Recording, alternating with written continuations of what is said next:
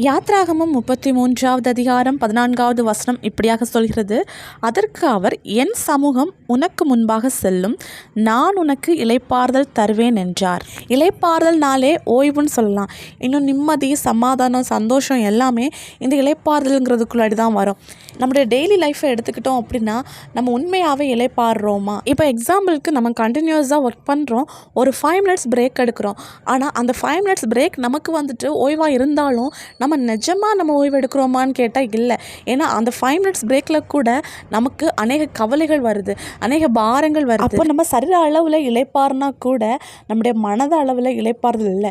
இன்றைக்கி அநேக பேருக்கு அந்த இளைப்பாறுதல் இல்லாமல் தான் கஷ்டப்பட்டுட்டு இருக்காங்க. அதனால தான் ஏசப்பா சொல்கிறாங்க, வருத்தப்பட்டு பாரம் சுமக்கிறவர்களே நீங்கள் எல்லாரும் என்னிடத்தில் வாருங்கள், நான் உங்களுக்கு இளைப்பாறுதல் தருவேன்னு சொல்கிறாங்க. அப்போ நமக்கு ஒரு உண்மையான இளைப்பாறுதல் வேணும் அப்படின்னா அவருடைய சமூகத்தை நம்ம நாடி தேடணும், நம்முடைய பாரத்தை அவருடைய சமூகத்தில் இறக்கி வைக்கணும். நம்ம ஆட்டோமேட்டிக்காக ஆண்டவருக்கு முக்கியத்துவம் கொடுக்கும்போது ஆண்டவர் நமக்கு முன்னாடி போவார், அவருடைய சமூகம் நமக்கு முன்னாடி போகும். அதனால தான் ஏசப்பா சொல்கிறாங்க, நான் உனக்கு முன்னே போய் கோணலானவைகளை செவ்வையாக்குவேன் அப்படின்ட்டு. அவருடைய சமூகம் நமக்கு முன்னாடி போகும்போது எதெல்லாம் கோணலாக இருக்கோ அதெல்லாம் ஆண்டவர் சரி பண்ணுவார்.